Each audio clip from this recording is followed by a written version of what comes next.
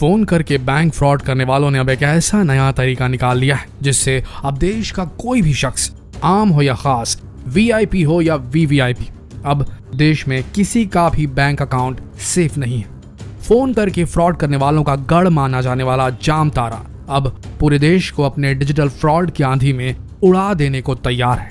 तो तैयार हो जाइए जानने के लिए कि आखिर जामताड़ा में इन्होंने कौन सा ऐसा नया तरीका निकाल दिया है जिससे अब देश का कोई भी बैंक अकाउंट सुरक्षित नहीं है, ताकि आप अपने और अपने परिवार की मेहनत से कमाई हुई कमाई को सुरक्षित रख सके, क्योंकि क्या पता जामताड़ा गैंग का अगला टारगेट आप हो। ऑनलाइन बैंक फ्रॉड या फिशिंग अटैक की जब भी कोई घटना होती है तो उसका सबसे पहला तार जामताड़ा से जुड़ा होता है। रांची झारखंड से 250 किलोमीटर दूर एक जिला है जिसका नाम है जामताड़ा, और इस जिले में लंबे समय से ऑनलाइन फ्रॉडियों का एक गैंग चल रहा है जिसे कहा जाता है जामताड़ा गैंग। ये जिला इतना फेमस है कि इस पर एक वेब सीरीज भी बन चुकी है नेटफ्लिक्स पर, जो आप देख सकते हैं। आखिर क्यों है ये जिला इतना फेमस? क्योंकि ये वो जगह है जहां पर सबसे ज्यादा ऑनलाइन फ्रॉड और फिशिंग जैसी वारदातों को अंजाम दिया जाता है, या यूं कहें कि जामताड़ा ऑनलाइन चोरों की बस्ती है। आप जानते ही होंगे कि पिछले कई सालों से ऑनलाइन बैंक फ्रॉड की घटनाएं लगातार बढ़ती जा रही हैं और इन सभी बैंक फ्रॉड्स के तार जामताड़ा से कहीं न कहीं जुड़े हुए पाए जा रहे हैं।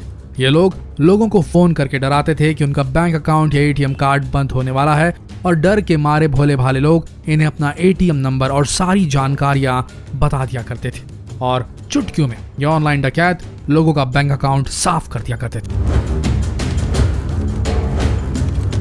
लेकिन जैसे जैसे ये घटनाएं बढ़ी, लोगों को इस फ्रॉड के बारे में पता चलने लगा और अब उनका ये तरीका पुराना हो गया। लोग इस फ्रॉड के प्रति जागरूक हो गए, लेकिन अब इन जामताड़ा के चोरों ने नया तरीका खोज निकाला है जिसका नाम है ई सिम फिशिंग। और ये जामताड़ा के चोरों का एक ऐसा नया तरीका है जिससे ये आपके बैंक अकाउंट को पूरी तरीके से खाली कर सकते हैं। इस फ्रॉड को समझने से पहले आप ये समझ लीजिए कि आखिर ये ई सिम है क्या भला। दोस्तों, एक सिम होती है जिसे हम मोबाइल दुकान से खरीद कर अपने मोबाइल में लगाते हैं, इसे रियल सिम कहा जाता है। और एक दूसरे किस्म का सिम होता है जिसे ई सिम कहा जाता है, जो एक चिप की तरह होता है और ये फोन में पहले से ही इनबिल्ट होता है, लगा हुआ आता है। यह सिम पूरी तरीके से रीराइटेबल होता है, जिसका सीधा मतलब यह है कि आप एक फोन कॉल करके ही अपने ऑपरेटर को बदल सकते हैं। जैसे कि अगर आप जियो इस्तेमाल कर रहे हैं और अगर आपको एयरटेल की सर्विसेज चाहिए तो आप फोन कॉल के जरिए या एक ईमेल भेजकर अपने ऑपरेटर को तत्काल बदल सकते हैं। देखा जाए तो आज के समय में ज्यादातर मोबाइल्स, स्मार्ट वॉचेस ई सिम से लैस हैं, और अब आप समझ ही गए होंगे कि ई सिम नॉर्मल सिम से किस तरह अलग होता है। आइए अब जानते हैं कि ये ऑनलाइन डकैत किस तरीके से ई सिम के जरिए लोगों को चूना लगा रहे हैं।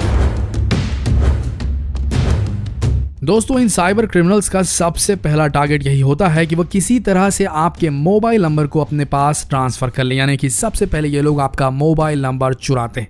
और इस काम को अंजाम देने के लिए इनका सबसे पहला स्टेप होता है कुछ फोन नंबर्स को तलाशना, जिसके लिए ये फोन डायरेक्टरी की मदद लेते हैं। उसके बाद ये कुछ मोबाइल नंबर्स को चुनते हैं और उन मोबाइल नंबर से सभी बैंक वेबसाइट में लॉगिन करने की कोशिश करते हैं।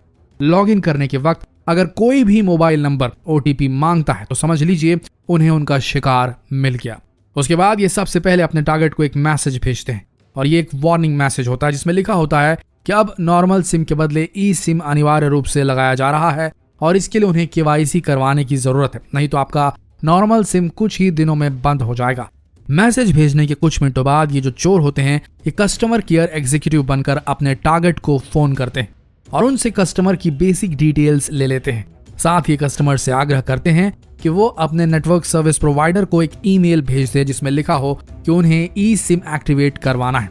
इस प्रोसेस से आप समझ सकते हैं कि कस्टमर ने खुद ही अब ई सिम की डिमांड अपने नेटवर्क ऑपरेटर से कर दी है। जब कस्टमर के ई सिम की प्रोसेसिंग का काम पूरा हो जाता है तब नेटवर्क सर्विस प्रोवाइडर कस्टमर को एक QR कोड ईमेल के जरिए भेजता है, और ये QR कोड साइबर क्रिमिनल्स किसी भी तरह से हासिल कर लेते हैं। जब ये क्रिमिनल्स उस QR कोड को हासिल कर लेते हैं तब ये अपनी ई सिम वाले फोन पर आपका नंबर एक्टिवेट कर लेते हैं। अब इससे होता यह है कि आपका नंबर अब वो क्रिमिनल इस्तेमाल कर रहे हैं और कुछ ही दिन में आपका फिजिकल सिम कार्ड डीएक्टिवेट हो जाता है। अब जब क्रिमिनल्स के पास आपका फोन नंबर एक्टिवेट हो गया है, तब ये इस फोन नंबर से जुड़े जितने भी बैंक अकाउंट से उन्हें स्कैन कर लेते हैं और उसके बाद जहां पर भी एटीएम पिन की जरूरत नहीं होती है, वहां ये आपके मोबाइल नंबर के जरिए ओटीपी के द्वारा आपके बैंक अकाउंट को साफ करते चले जाते हैं। हाल ही में फरीदाबाद पुलिस ने 5 लोगों को ई सिम फिशिंग के मामले में अरेस्ट किया है, जिनमें से 4 जामताड़ा के हैं और इन अपराधियों ने कबूला है कि उन्होंने अब तक 300 से ज्यादा बैंक अकाउंट को साफ किया है। लेकिन सबसे बड़ा सवाल ये उठता है कि आखिर इस फ्रॉड से कैसे बचे। तो सबसे पहला पॉइंट, अगर आपके पास कोई भी कस्टमर केयर एग्जीक्यूटिव का फोन आता है तो उन्हें अपनी कोई भी पर्सनल जानकारी या बैंक से जुड़ी जानकारी कभी ना दे।